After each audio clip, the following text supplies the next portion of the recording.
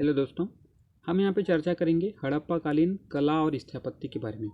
तो हड़प्पा काल, चूँकि यह प्राचीन समय या यूँ कहे कि पृथ्वी में मानव का सर्वप्रथम नगरीय सभ्यता यहाँ पे हड़प्पा काल में ही हमको देखने को मिलती है। तो इसी हड़प्पा काल में हम यहाँ के कला और स्थापत्य के बारे में चर्चा करेंगे। तो आइए देखते हैं। तो जो हड़प्पा काल है, ठीक है, यह ईसा पूर्व तीसरी सहस्त्राब्दी के में यहाँ पे देखने को मिलता है। ठीक है, यानी ईसा से भी 3 शताब्दी पहले। ठीक है, अगर इसकी विशिष्टता देखें हड़प्पा कला की, तो यहाँ पे जीवंत कल्पना की गई। किसी भी अगर व्यक्ति वस्तु का है, यहाँ पे कल्पनाशीलता पे ज़्यादा बल दिया गया। ठीक है, जीवंत कल्पना अर्थात जो मनुष्य या जो भी चीज़ें यहाँ पे उपस्थित है उनको ज़्यादातर यहाँ पे प्रमुख इसको स्थान दिया गया। कलात्मकता और संवेदनशीलता पे भी काफ़ी महत्वपूर्ण ध्यान दिया गया। यहाँ की अभी हम चर्चा करेंगे आगे कि कौन से हमें ऐसी चीज़ें प्राप्त हुई जहाँ से इनकी कलात्मकता झलकती है। ठीक है, तो महत्वपूर्ण स्थल जो हमें हड़प्पा कला के अंतर्गत, हड़प्पा सभ्यता के अंतर्गत प्राप्त हुए, यहाँ पे जैसे नक्शे में भी दिखाने का प्रयास किया गया है कि विभिन्न जो हड़प्पा कालीन यहाँ पे स्थल हैं। तो एक एक करके चर्चा करते हैं। हड़प्पा यह एक महत्वपूर्ण स्थल है। हड़प्पा इसी के नाम पे पूरी सभ्यता का भी नाम पड़ा। ठीक है, तो हड़प्पा है वर्तमान पाकिस्तान में, पाकिस्तान वाले क्षेत्र में यह हड़प्पा देखने को मिलता है। तो यहाँ से हमें विभिन्न जो चीज़ें हैं प्राप्त हुई, जैसे मातृदेव की मूर्ति प्राप्त हुई है, पासा प्राप्त हुआ है। ठीक है, पासा एक चौसर का एक प्रकार का मनोरंजन का साधन है, खेल है। ठीक है, तो पासा प्राप्त हुआ है। ताम्रतुला, तांबे की यहाँ पे हमें तराजू प्राप्त हुई है। दर्पण प्राप्त हुआ है। इसके अलावा लाल बलुआ पत्थर का जो पुरुष धड़ है, ठीक है, यहाँ पे आप देख सकते हैं। थोड़ा आपको दिखाने का प्रयास करता हूँ मैं। यहाँ पे आप देख सकते हैं ये जो पुरुष धड़ है, तो इस प्रकार का यहाँ पे पुरुष धड़ प्राप्त हुआ है। ठीक है, अब नेक्स्ट देखते हैं मोहनजोदड़ो। ठीक है, आप यहाँ पे देख सक रहे होंगे, ये भी पाकिस्तान के अंतर्गत ही आता है। तो यहाँ पे एक बृहद स्नानागार प्राप्त हुआ है। स्नानागार अर्थात वर्तमान में जिसे स्विमिंग पूल कहा जाता है, और एक बृहद अन्नागार जहाँ पे अन्न या खाद्यान्न चीज़ों का संग्रहण किया जाता था। काशी की नर्तकी प्राप्त हुई है। ठीक है, जो काशी की नर्तकी की मूर्ति है वह प्राप्त हुई है, और पशुपति की मोहर प्राप्त हुई है। ठीक है, तो पशुपति की मोहर आपको दिखाऊं यहाँ पे। ठीक है, तो ये जो है मोहर, इस प्रकार की यहाँ पे मोहरें प्राप्त हुई है। इसके अलावा जो यहाँ पे भी आप देख सकते हैं मोहर। ठीक है, तो इस प्रकार की जो मोहर है यहाँ पे चौकोर दिखाया गया है मोहर, कहीं पे वर्गाकार भी है, कहीं पे यहाँ पे वृत्ताकार भी है। तो इस प्रकार की विभिन्न मोहरें यहाँ पे पाई गई है। धवलावीरा जो कि गुजरात में है। ठीक है, आप यहाँ पे देख सकते हैं इस वाले क्षेत्र में धवलावीरा है। तो यहाँ पे विशाल जलाशय, जैसे कि हमने स्नानागार की बात की, उसी प्रकार से विशाल जलाशय। ठीक है, तो यह बहुत बड़ा है। तो यहाँ पे हमें धवलावीरा में इसके भी साक्ष्य प्राप्त हुए। एक स्टेडियम का साक्ष्य प्राप्त हुआ। स्टेडियम जैसे वर्तमान में जहाँ पे क्रिकेट वगैरह का खेल होता है। बांध और तटबंध भी प्राप्त हुए हैं। इसके साक्ष्य मिले हैं कि यहाँ पे नदियों पे बांध बनाने का भी कार्य किया गया। ठीक है, और जलदोहन प्रणाली, जिस प्रकार से वर्तमान में जो बांधों के द्वारा पानी का संग्रहण, जल का संग्रहण करके वहाँ से नहरें निकाली जाती है, या उसका विभिन्न प्रकार से प्रयोग किया जाता है। तो इस प्रकार से भी यहाँ पे भी यह टेक्निक या यहाँ तकनीकी देखने को मिलती है हमको जलदोहन प्रणाली की। लोथल, यह काफ़ी महत्वपूर्ण है। गुजरात का समुद्र तटीय बंदरगाह ही है। ठीक है, बंदरगाह वाला क्षेत्र, तो यहीं से जो हड़प्पाकालीन सभ्यता या सिंधु घाटी सभ्यता का पूरा व्यापार यहाँ पे से ही होता था। यहाँ पे हमें बंदरगाह और गोदी के साक्ष्य प्राप्त हुए हैं, और धान की भूसी मिली है। ठीक है, तो इससे हमें यह पता चलता है कि लोथल वाले क्षेत्र में धान की कृषि भी होती थी। शतरंज प्राप्त हुआ, यह भी एक खेल का साधन होता है। ठीक है, आप जानते होंगे शतरंज। कोण मापक उपकरण, जिसमें 45 डिग्री, 90 डिग्री और 180 डिग्री, तो यह सारे जो कोण के मापक होते हैं उनके हमें उपकरण भी यहाँ लोथल से ही प्राप्त हुए हैं। ठीक है, नेक्स्ट देखते हैं आप राखी गढ़ी। ठीक है, हरियाणा में है। आप यहाँ पे देख सकते हैं, ये हरियाणा वाला क्षेत्र राखी गढ़ी में है। तो यहाँ पे भी हमें विशाल अन्नागार प्राप्त हुए हैं। ठीक है, अन्नागार अर्थात जहाँ पे अन्नों को रखा जाता है या खाद्यान्न चीज़ों का संग्रहण किया जाता है। समाधि क्षेत्र मिला है। यहाँ पे जो पहले कोई किसी की मृत्यु होती थी तो उसे एक कहना चाहिए ज़मीन के अंदर गाड़ दिया जाता था। तो इस प्रकार से यहाँ पे एक समाधि प्राप्त हुई है। नालियाँ प्राप्त हुई है यहाँ पे, जिससे हमें यह पता चलता है कि यह जो सभ्यता थी काफ़ी उन्नत थी, जहाँ पे नालियों का भी साफ सफाई को ध्यान रखते हुए प्रयोग किया जाता था। ठीक है, नेक्स्ट है कालीबंगा, राजस्थान में। राखी गढ़ी के दक्षिण में ही कालीबंगा स्थित है राजस्थान में। तो यहाँ पे हमें चूड़ी का कारखाना प्राप्त हुआ है, ठीक है। तो इससे हमें इसकी तकनीकी के बारे में भी पता चलती है कि यहाँ पे चूड़ी भी काफ़ी बनाए जाते थे। खिलौना गाड़ी प्राप्त हुई है, ठीक है, टेराकोटा की है। ऊँट की हड्डियाँ प्राप्त हुई है, तो वैसे भी राजस्थान वाले क्षेत्र में ऊँट काफ़ी ज़्यादा मात्रा में पाए जाते हैं। गढ़ी और निचला नगर, यहाँ पे गढ़ी और निचला नगर से क्या तात्पर्य है, एक इस प्रकार का समूह क्षेत्र प्राप्त हुआ है। थोड़ा सा आप यहाँ चित्र में देख लीजिए, ठीक है, ये इस प्रकार से, ठीक है। तो ये ऊंचा जो क्षेत्र है इसको गढ़ी कहा गया है, और ये जो नीचा क्षेत्र है इसे निचला नगर कहा गया है। तो यहाँ पर एक हमें इस प्रकार की संरचना प्राप्त हुई है, अर्थात नगरों का एक दो हिस्सों में नगर प्राप्त हुए हैं, ठीक है। तो गढ़ी और निचला नगर। आलमगीरपुर जो कि उत्तर प्रदेश में है, ठीक है, यहाँ से हमें तांबे के टुकड़े के फलक प्राप्त हुए हैं। इसके अलावा नांद पर जो कपड़े की छाप बनाई जाती है वह प्राप्त हुई है, ठीक है। अब हम देखते हैं यहाँ पे जो हड़प्पा कालीन सभ्यता के अंतर्गत दो प्रमुख स्थल हैं, जिसमें हड़प्पा है और एक है मोहनजोदाड़ो, ठीक है। तो यह प्रमुख रूप से महत्वपूर्ण है, और महत्वपूर्ण इसलिए भी कि यहाँ पे नगरीय सभ्यता प्राप्त हुई है, ठीक है। वर्तमान में जैसे नगर एक नियोजन से बनाए जाते हैं, तो उस प्रकार से हमें यहाँ पे नगर प्राप्त हुए हैं। नेक्स्ट देखते हैं, अब हड़प्पा काल की वास्तुकला के बारे में चर्चा करेंगे। तो यहाँ पे आयताकार ग्रिड पैटर्न है, आप थोड़ा सा यहाँ पे चित्र के अनुसार चित्र में देख सकते हैं। देखिए यहाँ पे किस प्रकार से जो ग्रिड का क्या तात्पर्य होता है कि एक जो रोड होती हैं, जो सड़कें होती हैं, एक दूसरे को समकोण पे काटती है, ठीक है। तो इस प्रकार से यह ग्रिड पैटर्न कहलाता है, जिसमें इस प्रकार से मकान बनाए जाते हैं सड़कों के दाएं बाएं।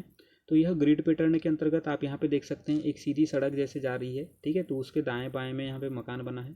उसी प्रकार से अगर मान लीजिए यहाँ पे भी सड़क है, तो यहाँ पे भी दाएं बाएं, तो इस प्रकार से यहाँ पे पूरी तरह ग्रिड पैटर्न, आयताकार ग्रिड पैटर्न का उपयोग किया गया है। भवन जो है, ठीक है, भवन निवास के लिए उपयोग होता था यहाँ पे। दूसरा सार्वजनिक भवन भी यहाँ पे हमें प्राप्त हुए हैं, और सार्वजनिक स्नानागार जो स्विमिंग पूल होता है, तो वह काफ़ी बड़े बड़े स्नानागार प्राप्त हुए हैं, जो कि हमें ये देखने पे यह ज्ञात होता है कि यह सार्वजनिक रूप से प्रयोग किए जाते रहे होंगे। मानकीकृत मिट्टी के ईंट का प्रयोग होता था, अर्थात ईंटें आड़ी तिरछी ईंटें नहीं होती थी, यहाँ पे एक मानक का प्रयोग करके ईंटों का निर्माण किया जाता था, और उन्हीं के प्रयोग से यहाँ पे ये नगर बसाए गए, ठीक है। आप यहाँ चित्र में भी देख सकते हैं कि ईंटें जो है एक सही शेप में, एक आकार में प्राप्त हुए हैं।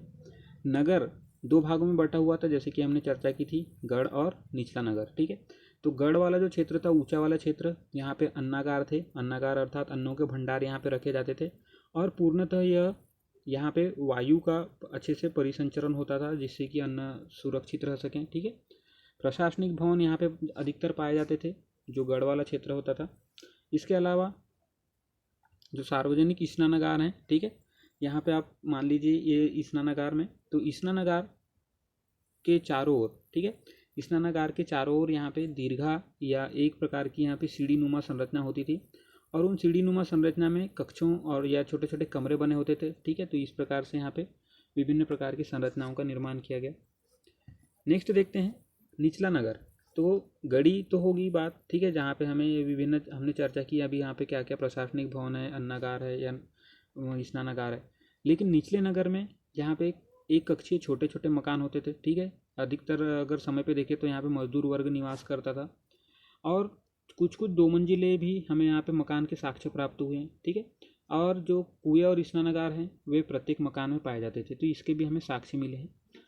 छोटी नालियाँ बड़ी नालियों से यहाँ पे आप देख सकते हैं एक ग्रिड पैटर्न में है पूरे मकान। यहाँ पे तो एक मकान का जो अपशिष्ट जल है वह उसके निकास के लिए नालियों में इसको जोड़ दिया जाता था, और जो छोटी नालियाँ घरों से निकलती थी वह बाहर जाकर बड़े बड़े नालियों में जुड़ जाती थी, ठीक है।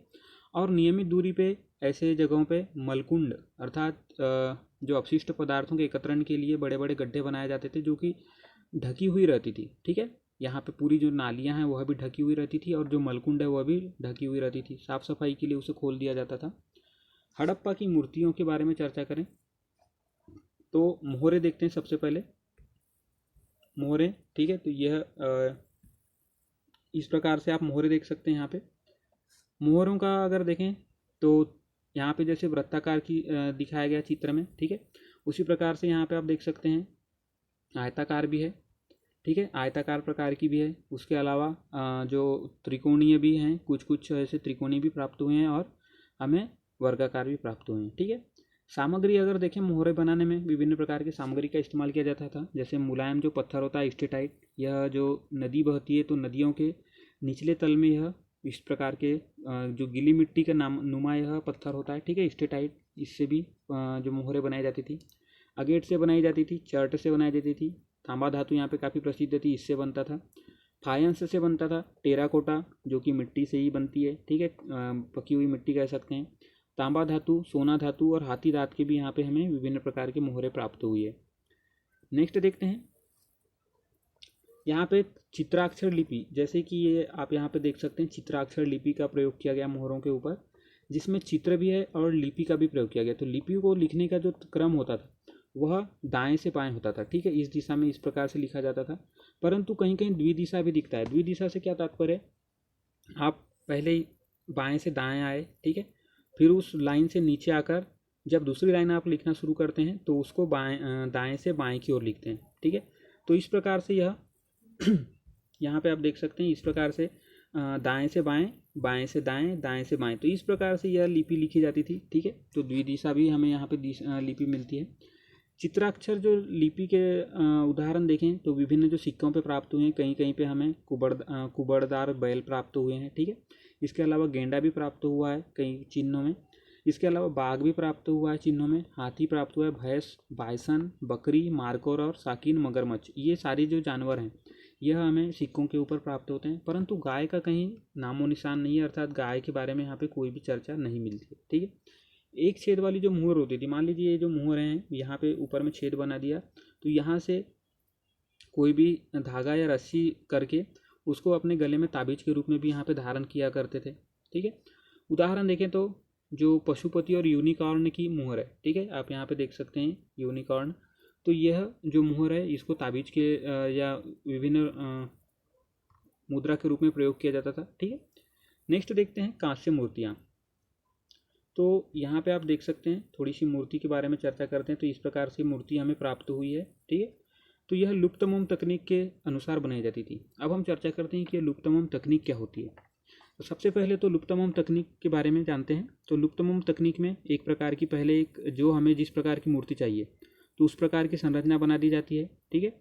उस संरचना के ऊपर मोम के द्वारा बनाई जाती है। सबसे पहले तो मोम क्या है, थोड़ा नाजुक होता है, इसलिए उस पर नक्काशीदारी की जा सकती है अच्छे से। जितने भी हमें बारीक से बारीक जो नक्काशी है वो मोम के ऊपर की जा सकती है। और जब यह नक्काशी तैयार हो जाती है तो उसके ऊपर गीली मिट्टी लपेट दी जाती है, ठीक है। और गीली मिट्टी लपेटने के बाद उसे आग में डाल दिया जाता है, जिससे कि अंदर का मोम पिघल जाता है, परंतु ऊपर की जो गीली मिट्टी है वो सूख के एकदम कड़क हो जाती है और इस प्रकार से वह एक ठोस संरचना प्राप्त हो जाती है, ठीक है। तो जैसे ही हम ऊपर की जो मिट्टी है उसे निकाल जो पिघलने के बाद जो मोम है वह निकल जाती है, एक प्रकार का छेद यहाँ पे बना के उस मोम को निकाल दिया जाता है। और उस मोम को निकल जाने के बाद जो अंदर ये जो संरचना बनती है तो यह एक प्रकार का साँचा का निर्माण हो जाता है, ठीक है। जहाँ पे अगर हम कोई भी धातु पिघला कर इस साँचे के अंदर डाल दें तो वह उसी प्रकार का आकार ग्रहण कर लेता है जिस प्रकार की अंदर में हमने मोम की मूर्ति बनाई थी। और इस प्रकार से धातु को पिघला कर अंदर डाल दिया जाता था। और ठंडा होने के बाद जो ऊपर की मिट्टी की आकृति होती थी उसे तोड़ दिया जाता था, ठीक है। और इस प्रकार से हमें धातु की एक बहुत अच्छी सुगढ़ यहाँ पे मूर्ति प्राप्त हो जाती थी, ठीक है, जिसको फिनिशिंग देकर एक प्रकार की मूर्ति बनाई जाती थी, जैसे कि आपने चित्र में देख सकते हैं। इसमें देखें तो उदाहरण कांसे की नर्तकी की मूर्ति हमें प्राप्त हुई है मोहनजोदड़ो से, ठीक है। इसके अलावा कांसे का बैल की भी मूर्ति प्राप्त हुई है, यह कालीबंगा से प्राप्त हुई है। टेराकोटा, यह टेराकोटा क्या होता है, यह पकी हुई मिट्टी ही होती है एक प्रकार की, ठीक है, काफ़ी मजबूत होता है। इसके हमें विभिन्न प्रकार के खिलौने प्राप्त हुए हैं टेराकोटा की, पशुओं की मूर्ति प्राप्त हुई है और लघु गाड़ी जो छोटी गाड़ी होती है या एक प्रकार का बच्चों के खेलने के लिए उपकरण, तो इस प्रकार की जो टेराकोटा की हमें मूर्तियाँ प्राप्त हुई है। नेक्स्ट देखते हैं मृदभांड। तो मृदभांड आपको यहाँ पे दिखाता हूँ मैं, ठीक है। ये मृदभांड आप देख सकते हैं चित्रों में। इस प्रकार की जो मृदभांड है सादे और चित्रित, तो दो प्रकार के यहाँ पे मृदभांड होते थे, सादे और चित्रित, जिसमें चित्रित में लाल कलर और काले कलर का ज़्यादातर प्रयोग किया जाता था। और इन चित्रित मृदभांडों पर अधिकतर देखें तो वृक्षों की, पक्षियों की, पशु है या ज्यामितीय प्रतिरूप है, तो इन प्रकार के हमें यहाँ पे कहना चाहिए चित्र देखने को मिलते हैं, ठीक है। आभूषण भी विभिन्न प्रकार के उपयोग किए जाते थे, जैसे कि, ठीक है, तो ये आभूषण जो है